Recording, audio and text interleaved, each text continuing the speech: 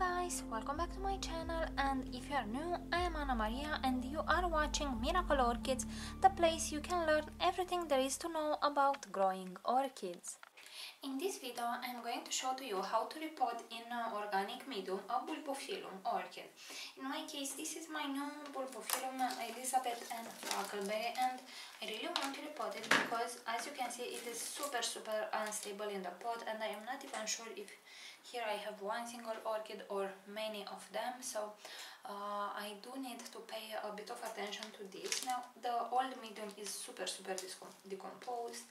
It has bark chips, perlite and some rock wool, which I really hate because it absorbs a lot of moisture, a lot of salts. And remember, if you want to see more tutorials like this 7 days a week, go ahead and click that subscribe button over here so you know when I upload something new. And with that being said, guys, let's try and see what is happening in here. The orchid is quite unruly. As you can see, I have suitable growing everywhere, and I do seem to have a few good roots, so I will try to be as gentle as I can. Lucky for me, this media doesn't really stick a lot to the roots, so I should be able to remove most of it, if not right now when I am showering it. I don't want to insist very much to remove it. I don't want to damage any roots, but I am going to pay a lot of attention. It is to clean these sheets, but again after I actually shower the orchid. This will inhibit root growth, and here I have some lovely root tips on this new growth, which is quite nice. I think this orchid would look super good soon enough if it blooms, but we can see that the newest the bulbs are a lot smaller than the oldest ones, which means this orchid was going downhill. Here I have a new growth, as I assume. I don't think it is a spike. I have really many directions of growth, so I will pause the video now and I will come back with the cleaned orchid. Okay guys, and here we are back. The orchid is as clean as she can get. You can see I don't really have much media left. I took all I could out. I only have a few pieces of rock wool left, which it is inorganic. I can leave it there, and very small pieces of bark here and there, but it is a very small quantity, so it will not hurt it. I also sprayed it with hydrogen peroxide 3%, which pretty much killed any possible snail egg, bacteria, fungi, so very good to use.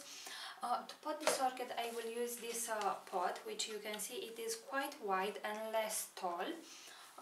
This is what we aim for with Bulbophyllums. They do produce long and creeping rhizomes, and they do need a very wide pot, and then they don't produce very long root systems. I think the longest root here has about 10 centimeters, so this is also a bit too tall for what it needs, but I just could not find something like this.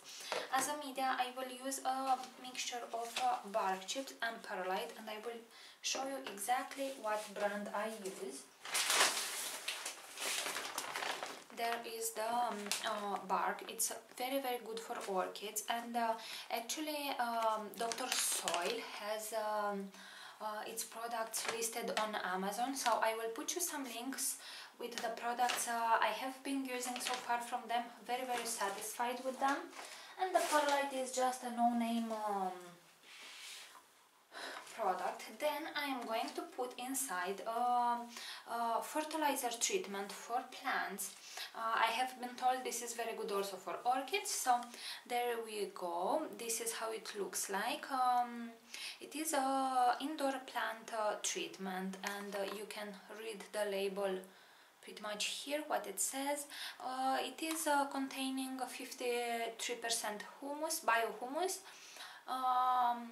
and it has really a lot of nutrients, so that is very good. Now it came in this little bag, and that amount was for a 2-liter pot, but it is for indoor plants, so it satisfies a lot of needs. Orchids don't really need as much fertilizer as other plants. This was full, and it is a very fine powder. Now I was a little bit ingenious and I put it in a tea bag, which I customized, you can see, with a smaller amount, half of it actually. And I'm going to put it inside the pot because I will use that. I will not need to fertilize these orchids for 6 months, which is very good for me. And now I'm going to try at least to mix it a bit. I think I can, so I will just grab like this, and I will fill half of this pot with it because the roots are not really all that long.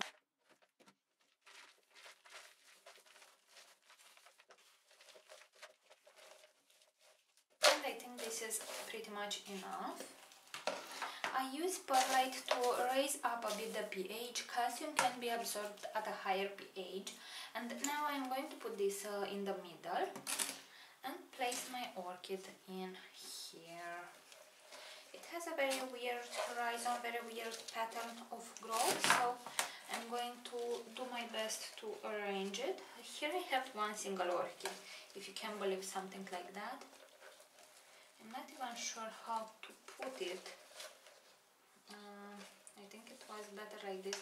So the company actually played a bit with the rhizome, so it can it made like a zigzag motion, so it will take us less space as it can. So this orchid doesn't really mind if it has the rhizome a bit buried inside the pot. I'm not really sure how to show it to them. And here I have a pseudobulb which had only a new growth and it was separated, and when I have took it out of the pot I managed to broke that new growth, but we still have the little roots from it. So I'm going to place it there and see, maybe it survives, who knows. Put it like this, and if it dies I will just take it out. And now I will just fill with more media. I need to bring some more.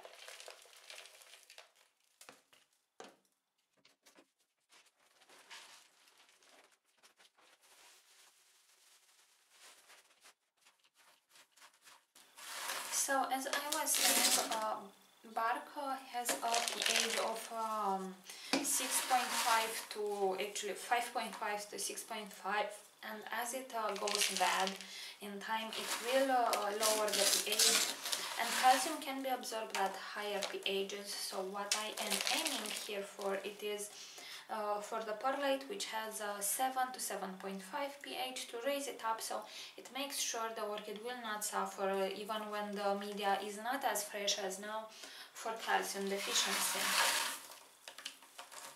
because calcium can be absorbed at pHs of better at pHs of 6.5 to 7.5. Guys, I think this looks pretty much perfect. I will go now and water the orchid. You can see I have a bit of dust now on it, but it really doesn't matter. So I will shower it very well, and this orchid will grow summer hanged, most probably in my balcony. And yeah, I really like this bark. My orchids do seem to love it, and I do have some orchids which have very fine roots like this one, which require a very small graded bark. I do not like to put moss as much in my mixture, because moss usually breaks down faster than bark, and that will make all the setup more acidic faster, and it will start to decompose even the bark faster. So I prefer to work with bark and moss, and perlite actually without moss. With some orchids I would use moss, but those would be orchids which anyway I would repot them much sooner, not leave them in the same pot for years and years. I'm really curious in how much time this setup or this media will go bad. I assume in approximately 2 years, but we are going to actually see. Now this orchid is known for being semi-terrestrial orchid, and it has those very fine roots, so it does need a lot of moisture. It grows fast when it is in active growth. Now I have some smaller growth, which means that the media was not good for it. The old medium, it was very bad, it was decomposed, so the orchid has a bit of calcium deficiency. Calcium is harder to absorb at lower pHs, but it will get used to its new environment quite fast, I'm sure. And yeah, with that being said, oh yeah, this orchid does not require really a lot of sunlight, so I can easily hang it somewhere at the top part of my balcony. And yeah guys, I think this is pretty much all for today. Oh yeah, temperatures. This orchid does need about from 18 to 25, even 35 Celsius. It is a warm grower, so it would appreciate a more warm temperature, let's say. It does not fuss at all about humidity though. So yeah, if you have any questions, please leave them in the comment section below. Thank you very much for watching, and see you all next time. Bye!